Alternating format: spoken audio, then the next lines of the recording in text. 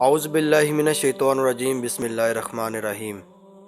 السلام علیکم ورحمۃ اللہ وبرکاتہ۔ ہم محبت میں درختوں کی طرح ہیں، جہاں لگ جائیں مدتوں وہیں کھڑے رہتے ہیں۔ انسان جتنا آن لائن ہوتا جا رہا ہے، انسانیت اتنی ہی آف لائن ہوتی جا رہی ہے۔ اللہ سے دوستی کے بعد پھر ایک وقت آتا ہے جب آپ کو تنہائی سے ڈر نہیں لگتا، اکیلے رہنا برا نہیں لگتا، آنکھ میں سے لوگوں کی وجہ سے آنسو نہیں گرتے، ہونٹوں پر ہر وقت مسکراہٹ رہتی ہے، ہم سے کوئی بات کرے یا نہ کرے دل مطمئن رہتا ہے۔ جس نے تمہارے ساتھ برا سلوک کیا ہے اس کے ساتھ تم اچھائی کرو، اور جس نے تمہیں ستایا ہو اسے معاف کر دو۔ اس شخص کو دوست مت بناؤ جو کسی محفل میں آپ کو شرمندہ کرے، چاہے وہ مذاق میں ہی کیوں نہ ہو۔ چیزیں ٹوٹ کر بیکار ہو جاتی ہیں، مگر دل ٹوٹ کر اور نایاب ہو جاتا ہے، کیونکہ دل ٹوٹنے کے بعد انسان اپنے اللہ کے اور قریب ہو جاتا ہے۔ تجربہ انسان کو غلط فیصلے سے بچاتا ہے، مگر تجربہ غلط فیصلے سے ہی حاصل ہوتا ہے۔ کم کھانا، کم سونا، کم بولنا اللہ کے دوستوں کی نشانی ہے۔ زیادہ کھانا، زیادہ سونا، زیادہ بولنا شیطان کے دوستوں کی نشانی ہے۔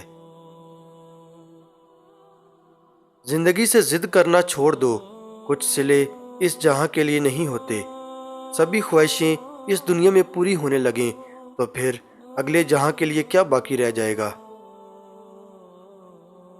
سچے انسان کے لیے جھوٹ میں کوئی اچھا مقصد ہو سکتا ہے، لیکن جھوٹے انسان کا سچ صرف آگ لگانے کے لیے ہوتا ہے۔ فاصلے کبھی رشتے الگ نہیں کرتے، اور نزدیکیاں کبھی رشتے نہیں بناتی۔ اگر احساس سچے اور پرخلوص ہوں تو رشتے ہمیشہ زندہ رہتے ہیں۔ زندگی میں ہم زبردستی کسی کو اپنے لیے مخلص نہیں کر سکتے، اور نہ ہی کسی کو یہ یقین دلا سکتے ہیں کہ ہم ان کے ساتھ کتنے مخلص ہیں۔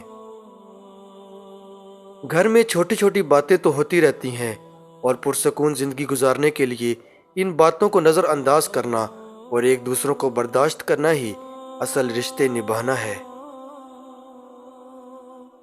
جن لوگوں نے آپ کو دکھ دیے ان کو بھلا دیں، لیکن جنہوں نے سبق دیے ان کو یاد رکھیں۔ فطرت کا ایک قانون ہے، وہ ڈھیل دیتا ہے، پھر کوئی متکبر بن جاتا ہے اور کوئی عاجزی اختیار کر لیتا ہے۔ جب کبھی تمہیں اپنے رزق میں کمی نظر آنے لگے تو کچھ مال اللہ کو دے کر اللہ کے ساتھ تجارت کر لیا کرو۔ دنیا کا سب سے اچھا تحفہ وقت ہوتا ہے، کیونکہ اگر آپ کسی کو اپنا وقت دیتے ہو تو آپ اسے اپنی زندگی کا وہ پل دیتے ہو جو کبھی لوٹ کر نہیں آتا۔